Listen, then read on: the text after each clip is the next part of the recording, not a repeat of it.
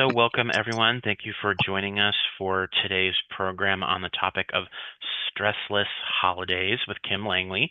Some of you may recognize her from previous programs she has provided. Many of you likely recognize me also. We're very happy to have not only our general psychoeducation and community education programs that we offer on a monthly basis in a virtual format, but we're also happy to have these programs that address the intersections of mental health with religion and spirituality, and that will be part of today's focus. So just a few notes. Please be aware that we are not able to provide CEUs for this particular program. Look ahead to 2025 on our calendar to see programs we're offering on clinical topics that are eligible for CEUs. Please note that you will receive these slides and some resources related to this presentation in a follow-up email from me after we wrap up. And please also be aware that we are recording this webinar and it will be uploaded to the NAMI Greater Cleveland YouTube channel sometime later this week.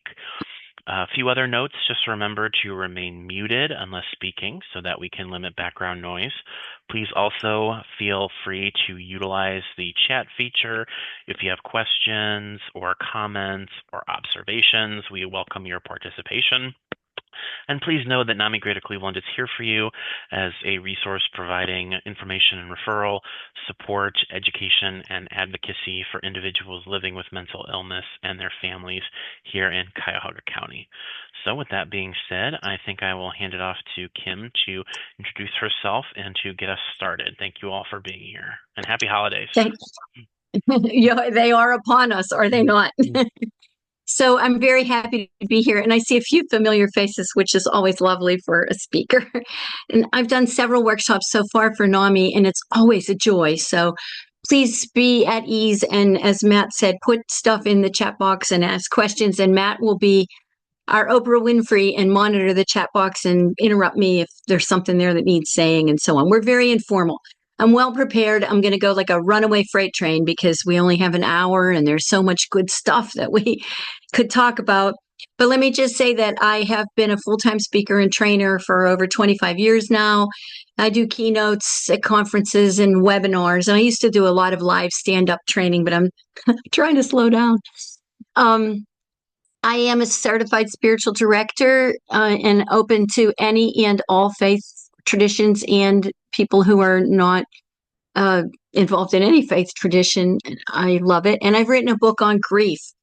And so you know that holidays can be an especially joyful time and also an especially trying time for anyone who suffers from, anxiety or depression or has a family member with a mental illness challenge, or anybody who's lost somebody in the last year.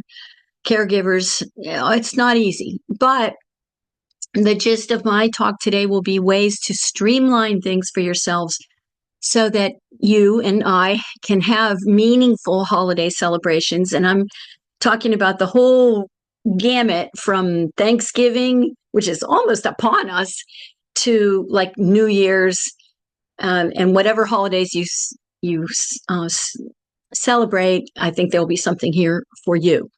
I wanted to mention that this opening slide with all the excitement is deliberate because some of you are like, please take that slide down. But that's to remind us that unless we drive our own bus, unless we make decisions, put up healthy boundaries and so on around how we celebrate the holidays, they can easily be taken over by the cultural push to shop, to be busy, to I don't have to tell you, that's why you're here, right?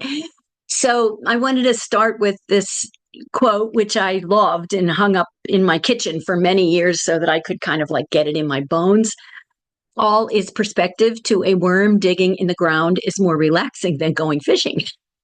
And the holidays are not unlike that, because some people love the busyness of the holidays, or they're wrapping 100 gifts and it's perfect joy to them. And other people would rather be, boiled in oil than wrap 100 presents or ramp up their busyness. Some people love parties and gatherings and so on. Introverts are like, make it stop. I get it. So I'm going to try and suggest things that are like a smorgasbord for you to pick from so that I'm sorry, I'm trying to get rid of this banner. Are you seeing a banner at the top that says this meeting is being recorded? No. Because it's okay, good. Because I can see, and it's chopping off my headline, which is fine as long as you can see it. That's what counts. So, my, mine and many people more expert than I theory is that one of the reasons so many people suffer from post-holiday blues is because in our country, the cultural invitation is build up, build up, build up, build up, build up, build up, big day, crash. And so December and January are completely different moods, and one can leave you exhausted and so on. So why do people get the post-holiday blues? Well, of course, there's seasonal affective disorder and so on. Your handouts will have a good article on that, and so you can decide if that's a thing. It's a thing for me. I have a sun lamp, and I don't just sit under it for 20 minutes in the morning like they recommend. I actually work next to it. So I feel like stimulated sunlight when I'm on all the time I'm on my computer. But I think typically people suffer from exhaustion, disappointments, unmet expectations, overfocus, and that's a judgment. I recognize that on material things, social pressures, and old griefs. So I'm going to ask you to quickly, because we have so much to cover in the chat box, respond to something here, like exhaustion from too much what? Or unmute yourself and just say a word or a phrase that captures the exhaustion thing. Would anybody like to? I'm not the only person in here with some lived experience, so I like to hear from you. And Matt, if you see something coming up in the chat, go for it. All right, maybe this is a real quiet bunch, which is okay too. So I'm seeing one, someone wrote family interaction and drama. Yes. What's that old phrase about canceling your subscription to their drama? I just love that. But it's not easy when it's your family, right? And also too much running around, too much decorating, too much baking or cooking. And too much is too much for you. One of the things that I try to remember is that I'm always doing my best, but my best is going to look different on different days. So one day my best might be down here. Next day my best is up there. Best, best, best, best, best, best, best. That's just life. But for some people, and of course the culture encourages this, it's full tilt from the week before Thanksgiving until New Year's Eve or day. And that can really leave you exhausted. So that's one of the things we can look at and, believe it or not, make choices about.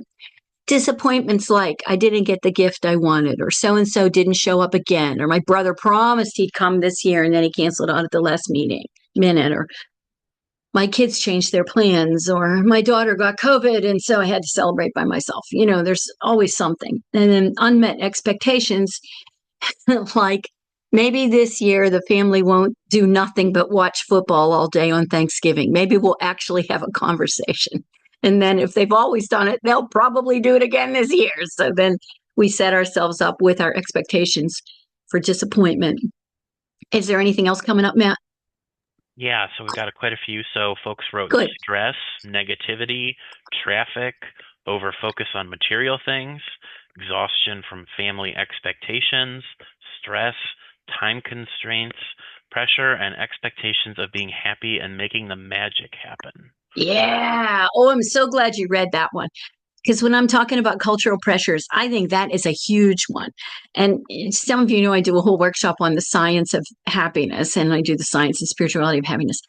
And a lot of researchers have said that part of Americans' problem is that we have deeply baked into our American brains that we have an obligation to pursue life, liberty, and the pursuit of happiness. And when you pursue happiness, the research shows, you actually get less of it because happiness tends to be a side effect of other things, especially doing good things that you enjoy doing things for other people, and so on. All right, well, we won't belabor this, but I bet you we're all on the same page. And then, of course, other things include fatigue, unreasonable expectations. I'm going to buy everything I want for everyone I want, and then I'll figure out how to pay for it in January. That's probably not reasonable. Um, Past history not fully healed. So for many people, past traumas that surround important holidays, of every stripe, they tend to rise up. And some people will just say, well, what's wrong with me? That was 35 years ago. Why am I thinking of that now? But of course, that's not anything to blame yourself for, because that's typical. So one of the things I've learned to do, and I'm not always good at it, but I try, is to give myself the space to have some sad feelings around the holidays I celebrate, because stuff from the past comes up. And now as I'm getting older, I just expect it. I go, oh, I know you. Look at you, my old friend disappointment, or my old friend remembering the enormous argument the family had, I don't know, putting up the Christmas tree or getting out the menorah, or, whatever it is. Okay. Overspending, which is usually encouraged here, and then sad, and then just being overscheduled in general. And then now more people than ever have geographic distance. So often they can't be together with the people they want to be. Change situations, like a new step family who is adjusting to mingled traditions, which is a whole thing. And if that's the situation you have, there are some excellent books and articles on how to help step families blend around all different holidays, because that's a pinch point for a lot of blended families. A divorce within the last couple years, a death of a spouse or a partner within the last 2 years, celebration and social anxiety are huge at this time of the year.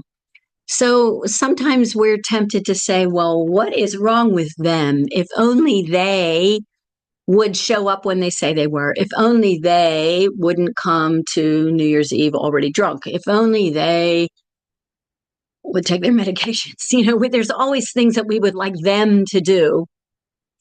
But one of the things I learned from a counselor that was a big aha to me, probably you all know this already, was that as soon as we hear ourselves saying, if only they would, anything from large to small, like when my kids were little, I think, if only they would clean up the table after they have a snack, that's never going to happen without an intervention. It's just wishful thinking. It's not problem solving.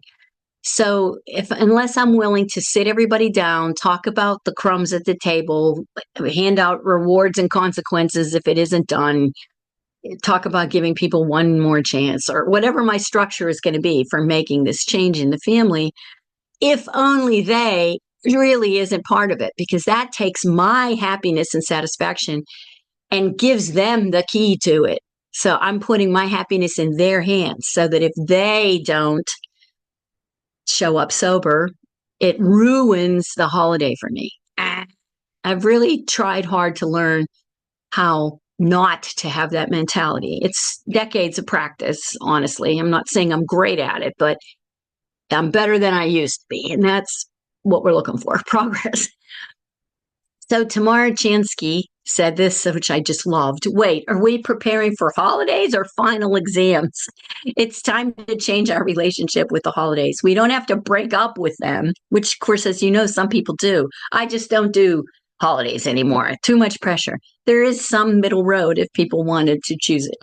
But just know that, as with all things anxiety, the holidays aren't the problem. It's the story in our head about the holidays that needs to change. And this was an absolute game changer for me, and I hope it will be for you too. What is the story in your head about whatever holidays you celebrate? Because they're just them. They're just out there. They're just holidays with suggestions for how to be on them.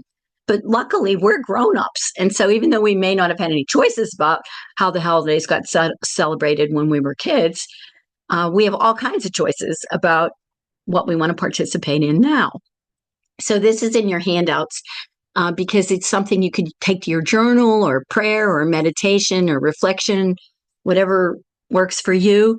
And here are some ideas for how to avoid that post-holiday letdown. First of all, try to abandon the build up crash. That is a huge one. So I'll give you an example of how we did that at our house. we celebrate Christmas. I don't expect that everybody here does, but we do. And so we made an effort when the kids were younger. And actually, can thank my in-laws for this because this is how they did it. And I was like, God, this is so smart.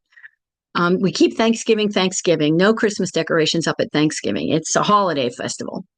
Then Advent starts for most people who are consider themselves Christian, whether you're churched or not. And we try to make Advent. We try to make it a season of reflection and quiet. We light a candle sometimes. We use an Advent wreath, even though the kids are all grown and Bill and I are the only ones that see it. And so on. And then we don't decorate we decorate outside before it gets bitter cold, but we don't turn the lights on or put up a tree, etc., until about halfway through Advent. So our Christmas celebration goes from a week and a half to 2 weeks before Christmas until the 12 days of Christmas, which are after Christmas. So in America, a lot of people would swear on all the holy books that the 12 days of Christmas are the 12 days leading up to Christmas, because that's how it gets advertised in a consumer society. But in thousands of years of practice, Advent was a season of its own. Christmas didn't happen until Christmas Eve, and the celebrations for Christmas happened after Christmas, which I think has a kind of brilliance about it because January is such a blah month. And now your celebrations are continuing into the new year. So there's a lot of satisfaction in that. And we don't put the Christmas tree out on the tree lawn the day after Christmas. To me, that's build up, crash. If you do that, I'm not criticizing. I'm just offering this as one possible model for how to start later and then go longer to warm up the December holidays. So also manage your expectations and weed out irrational ideas. Everyone will be happy and agreeable this year. Well, if they weren't all happy and agreeable last year, that's probably not going to change. So maybe I should be preparing myself for what will I do if and when the fighting starts? How can I beef up my skills for how to de-escalate family drama? Or what are my own choices? Like maybe I stay for 15 minutes after the family drama. I tell everybody I love them, and then I go home. Plan now which large and small changes you will make for this year and next year. People are very stuck on their Hanukkah traditions and their New Year's Eve traditions. It was always this way, and so on. And so changing everything quickly and not consulting others is probably a mistake because you step on all kinds of toes. But you could make some small changes that mostly impact you. Like one year, we decided Bill has 8 brothers and sisters, and that was a lot of shopping. And they all exchanged presents, no grab bag, and they didn't want to do a grab bag. They did eventually, but during these years, they didn't. So we made a decision. We're going to give all the brothers and sisters the same present, find something everybody could enjoy. And we didn't say anything about it. We just did it. And we noticed that the next year, another sibling did it. And the year after that, a third sibling did it. And everybody was feeling the pressure of buying separately for each other.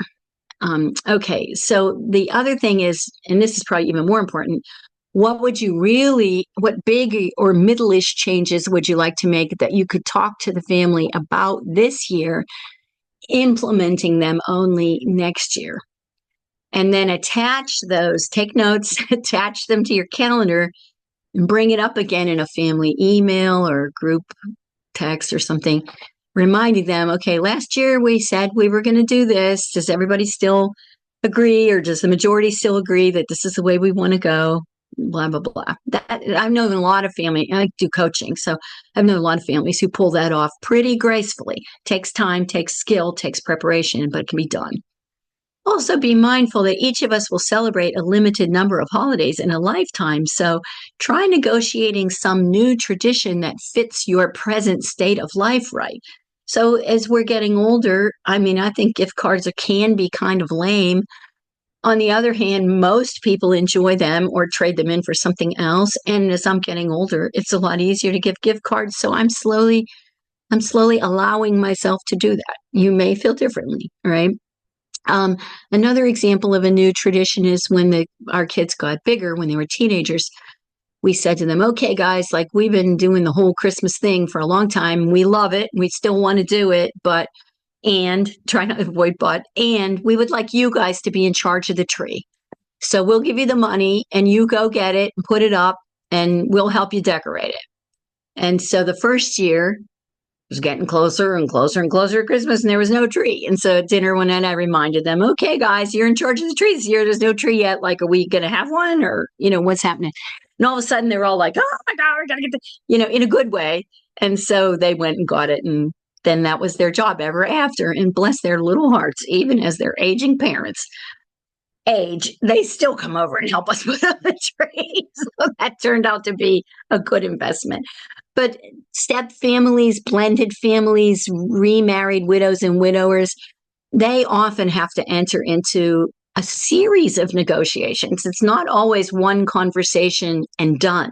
Sometimes it's a series of short conversations where you're slowly giving people the idea to adapt to, well, things are different now, and we don't want to just legislate how they will be different. So how will we do this going forward now that we are a blended family, or now that this is our first year without dad, or whatever? Okay. So another trick is to be mindful of your energy bank during all of these holidays. It's certainly starting now. And what I mean by your energy bank is everybody has a bank account, an emotional, mental health kind of bank account. And into that, we make deposits and withdrawals. We have one with everybody in my life. I have a bank account with my husband. I have a different bank account with my son, and a different one with my daughter. And I have a certain bank account with my closest friends, and then with my people I love, but I don't see all the time. And deposits and withdrawals. And what happens for so many nice people, kind people, is that we make more withdrawals than deposits, because other people know that we have skills, or we're good listeners, or we're good fixers, or we help other people clean up their messes. I'm not talking about codependence here. That's another whole ball game. But nice people do tend to attract what I call energy vampires. And so sometimes we don't husband our energy the way we could and should. I'll should on you. I think we should husband our own energies, because if we don't pay attention to the energy bank I have with myself, and we just keep making withdrawals, well, then who suffers? Everybody. We come up empty, and we got nothing to give when people have legitimate needs. So I think I put in your handouts a little thing with a picture of an energy bank, but if I didn't, a very useful exercise is to take a piece of paper and put a column down the middle, make one side deposit, make the other side withdrawals, and for a week or two, hang it up somewhere where you'll see it every day, and just start writing down what are the deposits. So an example of a deposit would be, I turn out the lights, light the menorah, and sit in the holy dark for 15 minutes by myself. That's a great deposit. Withdrawal would be, I cook dinner for 25 and clean it all up myself. So you get the idea? Okay.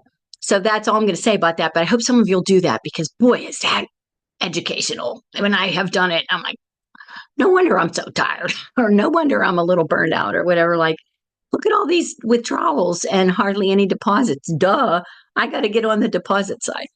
Also, ask yourself, this is an extension of that, what kind of self-care do you most need now, and get it?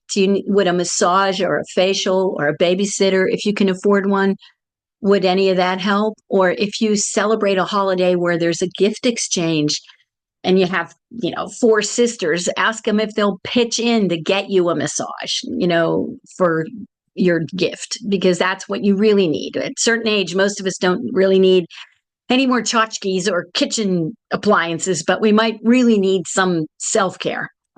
So I think it's okay to discuss with the family, like, what would you really like, and to make it a little funny. Like, we're in our 40s now. We got all the tchotchkes we need. What would really nourish us? A quiet hour, taking yourself out to lunch with a good book, or even a trashy novel, and if that helps you relax, an afternoon alone at the art museum, or whatever is fun for you, get that on your calendar now with a friend so that you can't back out of it when you still have stuff to do. And then take time for yourself during this busy period. Also, I beef up my humorous books and podcasts to listen to in my car during this season. I have certain books on hold right now at the library that I extended the hold on so that they come right before some of the big days when I'm the busiest. That way, I know at the end of that big day, I can settle back with some romance that I've been anticipating, or the newest, novel in a thriller series, or whatever floats your boat. Watch funny, feel good, relaxing, or inspiring films. Like a lot of us watch TV or stream things to relax, and that's great. And now I'll give you a but too. There is a way in which entertainment has become more and more tense. So now I'm going to sound like an old person, but bear with me. When I was young, most comedy was just silly stuff, just flat out comedy, laugh, laugh, laugh, laugh, laugh. Now we have the dramedy. So one minute you're like laughing in a movie, and the next minute there's arterial blood spray going across the room, And even if you enjoy that, because often it's great writing or wonderful acting and so on, the body still has a certain reaction to arterial blood spray that's not relaxing. So if you're asking more of yourself in the run up to your holidays, you might want to watch, things that are sillier, things that are lighter, things that make you laugh, or things that are tried and true. I'm not saying bury your sorrows in oblivion of streaming, but there is a way in which you might want to avoid like super tense murder mysteries during this time because you're already stretched, And this was something my husband's family did, and we took a page out of their book and did it with our children, and it was really satisfying. So I'm throwing it in here. Consider reading about customs, cooking, history, true meaning of holidays that you celebrate in order to deepen your enjoyment of them. Share storybooks of the season with children or grandkids often, maybe at bedtime, maybe when they're visiting or you're babysitting them. So, for example, we try to encourage respect for diversity in our own children by getting holiday books that reflected diversity. So, one of them was a Mexican story about a little girl and the origin of the poinsettia, which the great majority of our poinsettias come from Mexico. And one that we read and that I enjoyed adult versions of for myself were holiday celebrations around the world. And now that we have YouTube, there are some hilarious ways that people, hilarious to us maybe, or I'll speak for myself, to me, ways that people celebrate the holidays. And they just make me go, what a wonderful world, and things are so different. Like in Scandinavian countries, they sometimes build this gigantic goat and then set it on fire on a certain night.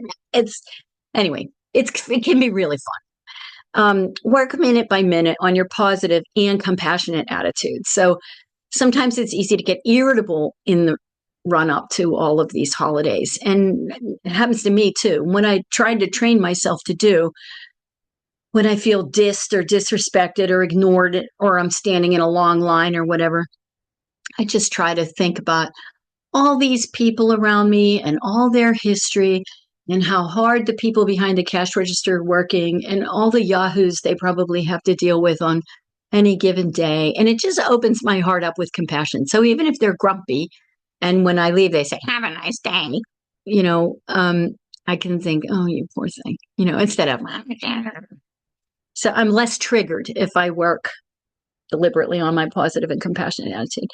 And then read books or articles if you need an attitude tutor, and just 5 minutes a day. Like maybe get yourself a book on reflections on gratitude, for example. Keep it next to your bed and read a page a night. Whatever helps you to keep yourself in a decent space. Think of everything you do for your family or for others as a choice. Helplessness, the research shows, is the most stressful condition for any primate, including these primates.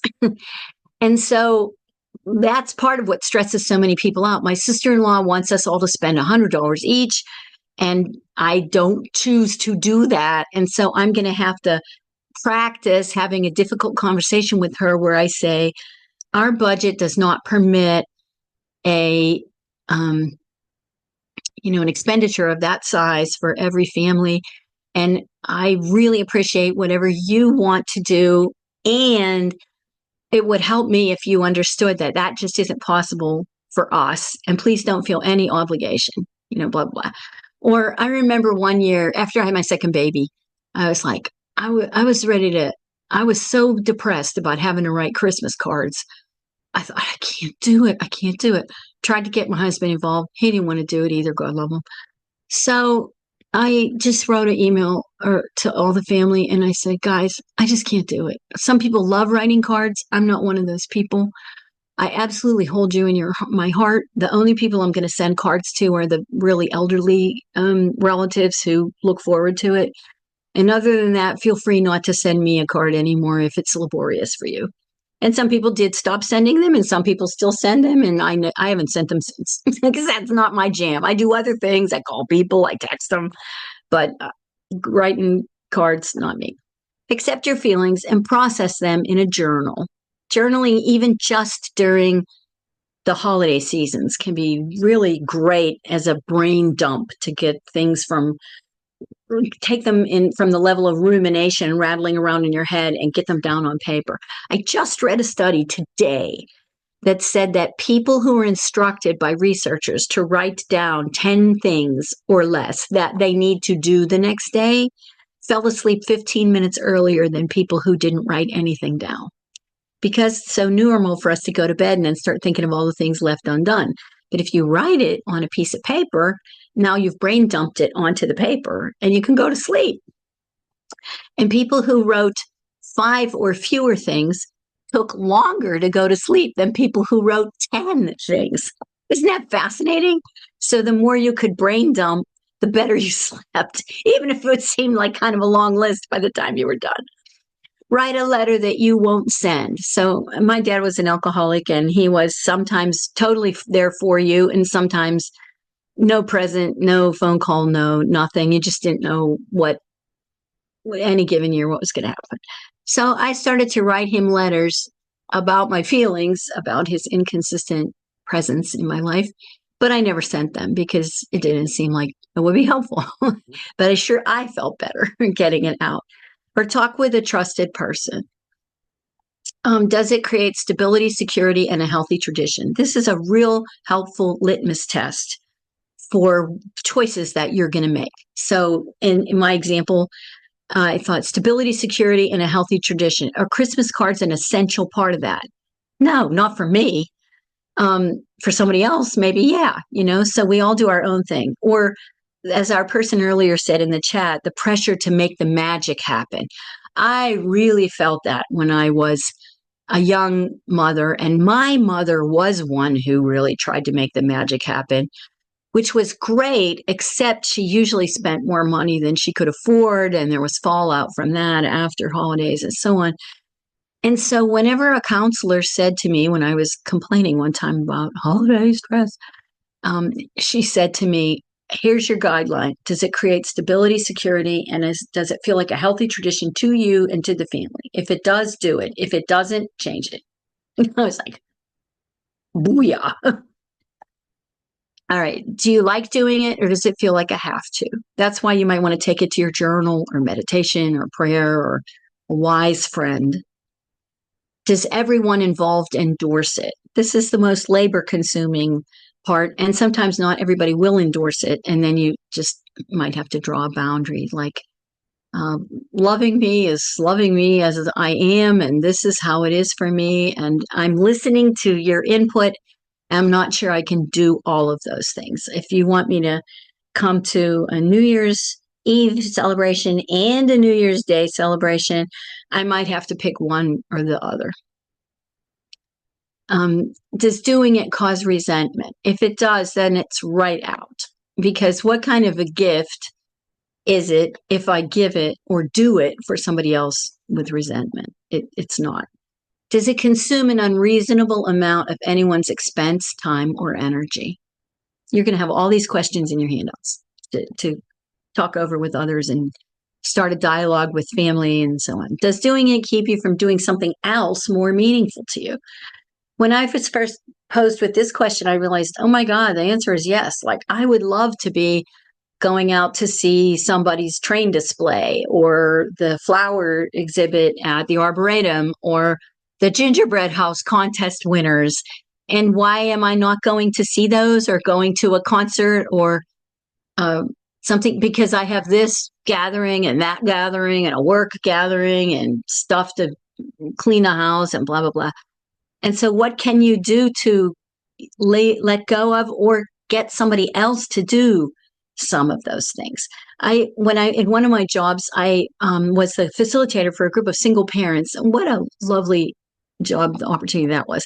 It was just part of the job. But at the holidays, of course, people are pretty overwhelmed because they got X number of kids. They all had jobs. And do you know what they did? They made pacts with each other to help each other. So there were men and women in the group, mostly women though, and they would get together. Three of them would go to Sally's house and they would clean the heck out of her house 2 weeks before the big day, whatever it was. And then another day they would all go and clean Tamar's house, and so on. Or they would watch each other's kids so that you could have actual free time to plan or get something done. And they would exchange services. Like one person fixed the latch on somebody's storm door, and the other person who liked to bake made them a pie as recompense. And the person who got the pie was thrilled, and the person whose storm door had been driving them crazy for 6 months because it needed fixed was also thrilled. So they figured out ways to play to each other's strengths. You may have friends or family that you can exchange those kind of no-cost services. I know families that have banks, actual banks. Like I give you an hour or two and take your cat to the veterinarian. And then when I need an hour or two for something, it's in the bank. And then you replace my investment, so to speak. Okay. Is it in harmony or in conflict with your values? Doing things in conflict with our values is very stressful.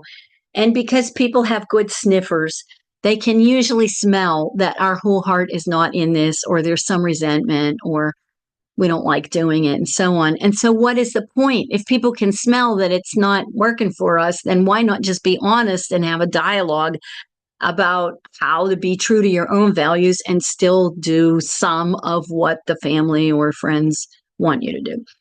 Is it imposed on participants through guilt or manipulation? This happens to a disturbing degree, at least according to my coaching clients. And so I'm going to recommend 2 resources if this is your problem. The first one is called Difficult Conversations, and it's a small, readable book.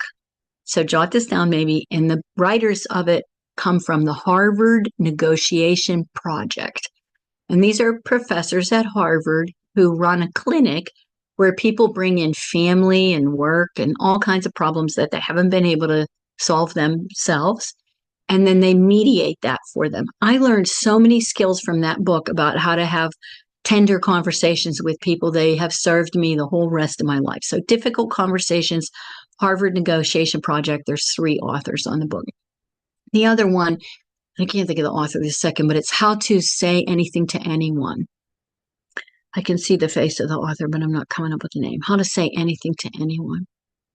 And then an older book, but funny and very useful in skill building is Dealing with Difficult Relatives, something like Even If You Can't Stand Them.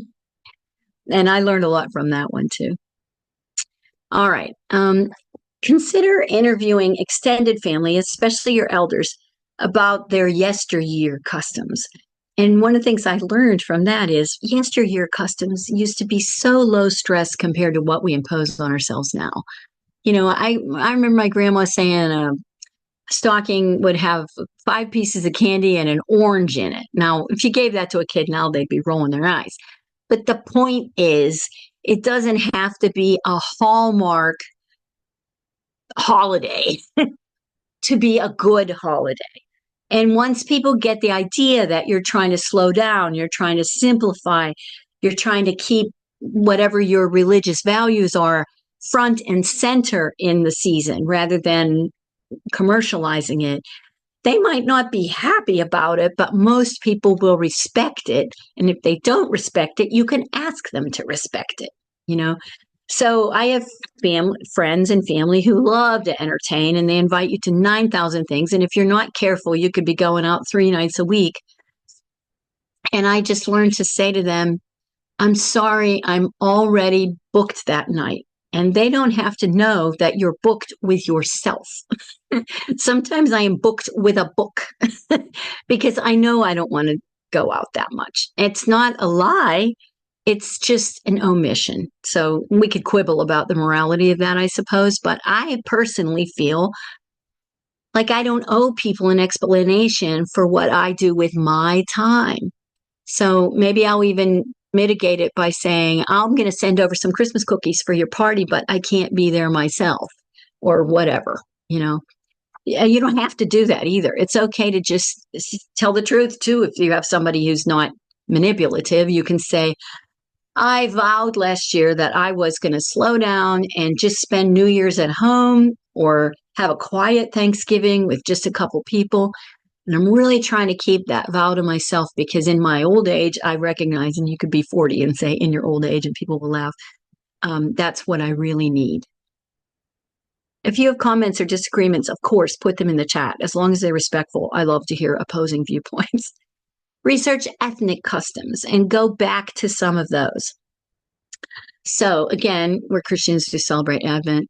So I looked up things people used to do during Advent so that there would be less build up, crash, and more like, well, we celebrate December 6th because it's St. Nicholas Day. And in Europe, there's huge St. Nicholas Day celebrations. You don't even have to be a Christian to participate in them. And so there was this small thing to look forward to before the bigger thing. And we, at our house, we opened stockings on St. Nicholas Day. And then we didn't refill them at Christmas time. That was one and done with the stocking. They were still hanging up for enjoyment, but usually they were empty by Christmas. And then on December 13th, there's used to be a day that was celebrated and still is in a lot of Scandinavian countries, and it's called St. Lucy's Day. And the youngest child in the family wears a crown of candles. And when the family gets up in the morning, she brings these freshly baked buns around to everyone. So you get coffee and a bun in bed on St. Lucy's Day. And we didn't do that because we were all going to work and school and we didn't have time. But there was also a custom of baking a cookie in a certain shape. We called them Lucy Cats. And so over the weekend before the 13th, maybe we would make Lucy Cats with cookie cutters, and then we would eat them on the 13th. You know, just like little stuff and our Advent calendar was always pre-Christmas. It was over by Christmas. Then the 12 days after Christmas was, something else. Also, recall your favorite childhood celebrations. Think about what you loved about them, if anything, and then bring some of those customs back. And don't be afraid to use the word customs and olden days and traditions, because your kids and your grandkids will learn from what you are modeling about less stressful holidays. Ask people who seem to have some measure of life balance, if that's ever possible, how they worked out their stress-less preparations. People have really good and interesting ideas. You can look them up online, or you can talk to your own friends and family and get tips. Imagine celebrations that are in complete accord with your values. Share that with your family. See if you can get buy-in. Not everything has to be done together. Not all socializing has to happen on the big day, whatever that is. I've noticed that a growing number of families gather, like the day after or the weekend before or the weekend after a big day, especially families that don't live close together. And you know what? There's nothing wrong with that because it's your holiday. If you want to be thankful together on a day that isn't Thanksgiving Thursday, you can still have a wonderful gathering. We had family in 2 different cities, and the first couple years after the kids were born, we were losing our minds. trying to visit Indianapolis and Pittsburgh all for a big day or the day before or the day after the big day. And after a couple years, we just sat down with our parents and said, we can't do this anymore. We're going to have to do like Thanksgiving with one family and another holiday, New Year's or Christmas or whatever, with another family. And they didn't like it. They did not like it. And we said a lot of, we love you. It's not that we don't want to be with you, but it's exhausting. And the kids have to leave their presents and they love you, but they don't want to do that because they're kids. And you know what? They love us. So they accepted it. And we had some wonderful holidays. We just didn't have them on the big day. All right. Step families might want to find a way to honor the tradition of each original family at first, preserving and using each family's beloved menorah or Christmas decorations, for example, so that a comfortable continuity is established. And I was doing this workshop one time and a family said, oh yeah, we had a little challenge with the step family thing because, one step family was used to putting lights on the tree. The other one didn't use lights. They put up garland. And those are the kinds of things that are so tender for people. I mean, they're silly, small things, but people hold them close to their hearts. So these parents, I thought they were geniuses. They had a family meeting. They talked to the kids about the reality of combining traditions. And then they said, what do you want to do? Like we could put up 2 trees. We could use half of each of our stuff. Like, how are we going to do this? We're one family now, but we respect the fact that we came from 2 different places. What do you think? And that family's decision was to put up 2 trees, one in the family room, one in the living room. And they did that for 4 years. After 4 years, the kid said, why are we putting up 2 trees? Let's just put up 1 tree and we'll combine the decorations and get rid of the worst ones. It was the kid's idea, though. I thought that was brilliant because nobody had to be brokenhearted about being forced into one big happy family before they were ready. When they were ready, they told the parents they were ready. Also, don't forget deep breathing. During this season, you might want to make a little index card where you print the words breathe and put it on the dashboard of your car or on the refrigerator or the cabinet in your kitchen that you open up the most often during the day, just to remind yourself every time you see that little card to do some box breathing. That's a big stress reliever. 4 breaths in, hold it, 4 seconds out, and then hold that, and so on. If you don't know what I'm talking about, just look up how to do box breathing. Okay, normally Alan Watts, a philosopher, says we do not so much look at things as overlook them. And here we are in a season where there are many beautiful decorations and all kinds, sometimes beautiful snow and so on, and we can be so busy running around that we don't even take pleasure in them. And so how can we do less of that? Like, how can I get a walk in on any day that's sunny, or how can I really stop for a minute and just look at the snowfall? I actually pull a door. Yeah, right, Kim. I actually pull a chair. I have words. A chair up to the back door sometimes in the winter when it snows. And I turn on the light at night and I just watch the flakes for like 10 minutes. Maybe I have a cup of tea while I'm doing that. It's very calming. And then consider practicing a minute for gratitude if you don't already.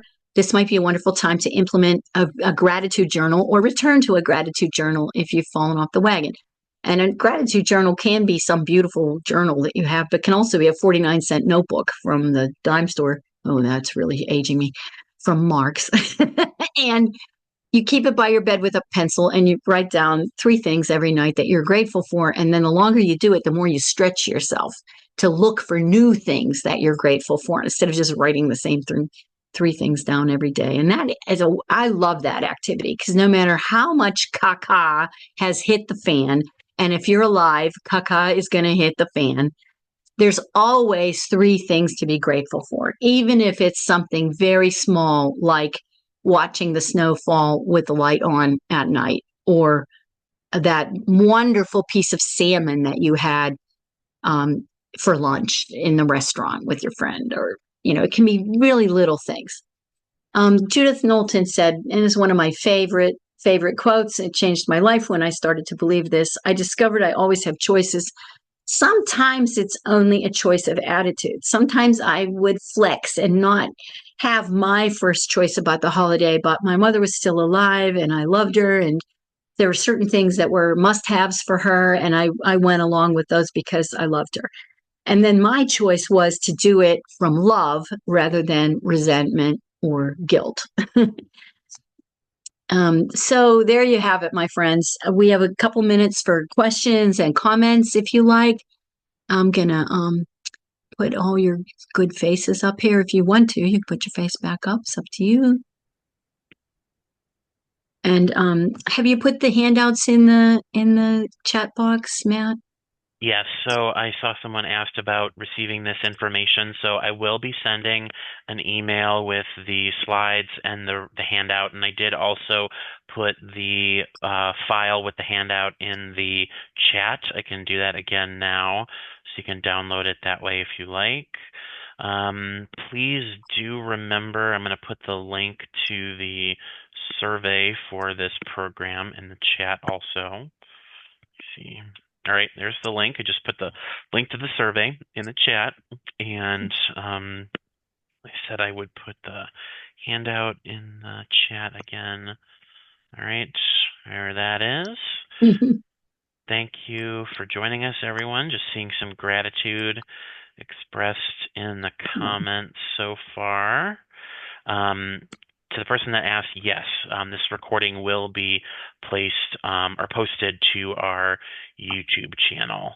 I'll make sure we do that by the end of this week. Spread it, because you can share that link with anybody who you know or love, and boy, a lot of people could use this information. You can even use me as the excuse to start your family dialogue. Hey, I went to this workshop and they talked about this, right? Right? Very good point. Any other questions, comments, or yeah buts before we sign off? Not seeing any, just seeing a lot of thanks. Oh, people are so kind. Thank you. I love being with your groups. All right. Well, then, should we sign off, Matt? Yeah, let's sign off here, and hope everyone has a calm holiday season coming up here starting next week. We're all going to do our best. All right. All right. Thank you, everyone. Have a great day. Thank you, Matt. Bye-bye.